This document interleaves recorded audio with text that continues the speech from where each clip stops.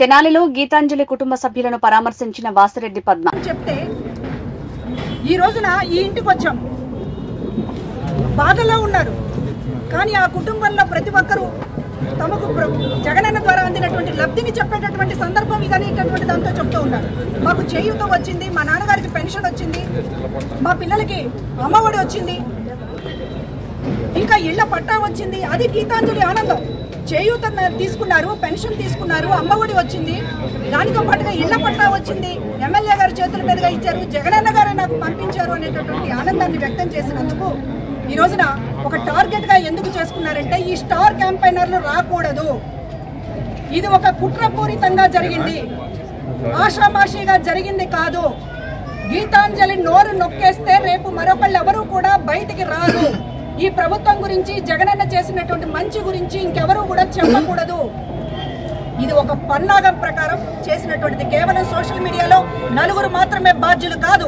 దీని వెనుక లోకేష్, దీని వెనుక చంద్రబాబు, దీని వెనుక జనసేన అందరూ కూడా ఉన్నారు. జగన్ గారి మంచి గురించి ఎవరు చెప్పకూడదు, జగన్ గారి మంచి గురించి ఎవరు కూడా మాట్లాడుకోకూడదు అనేటటువంటి దానితో ఒక మంచి చెప్పినటువంటి ఆనందంతో ఒక కుక్కల్లాగా, ఒక పశువుల్లాగా ప్రవర్తించి చివరికి ఆమె జీవితాన్ని అంతం చేశారు. ఎంతో జీవితం ఉన్నటువంటి అమ్మాయి. ఈరోజు చెప్తూ ఉన్నాం, మీరు ఒకళ్ళ నోరు మూసేస్తే ఈ స్టార్ క్యాంపెయినర్లు ఆగరు, ఈ కుటుంబము ఆగదు. ఈ కుటుంబం చాలా బాధపడుతోంది. మాకు జరిగినటువంటి అన్యాయం మరొకరికి జరగకూడదు, మేము గొంతెత్తుతాము అనేటటువంటి మాట్లాడుతున్నారు. నిన్న మరణించిన దగ్గర నుంచి కూడా సోషల్ మీడియా తరపున భార్గవ్ గారు పూర్తిగా దీనికి సంబంధించినటువంటి అందరినీ అలర్ట్ చేస్తూ ఇంత దారుణంగా జరిగింది, దీన్ని మనం తిప్పికొట్టాలనేటటువంటి ప్రయత్నం చేస్తూ ఈ రోజు వేలాది మందితోటి ఇక్కడ గీతాంజలి ఒక సందేశం ఇవ్వాలి, గీతాంజలి నుంచి మనం సమాజానికని ఒక ర్యాలీని కూడా ఈ రోజున ఆమెకి శ్రద్ధాంజలి ఘటిస్తూ జరిపేటటువంటి కార్యక్రమం తీసుకున్నాం.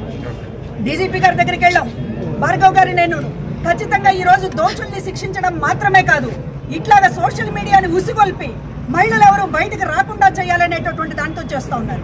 మేము ఎందుకు టీడీపీ జనసేన సోషల్ మీడియా గురించి మాట్లాడుతున్నామంటే, రోజా ఒక మినిస్టర్ని కూడా మాజీ మంత్రిగా పనిచేసినటువంటి బండారు అనేటటువంటి ఆయన ఇష్టం వచ్చినట్లు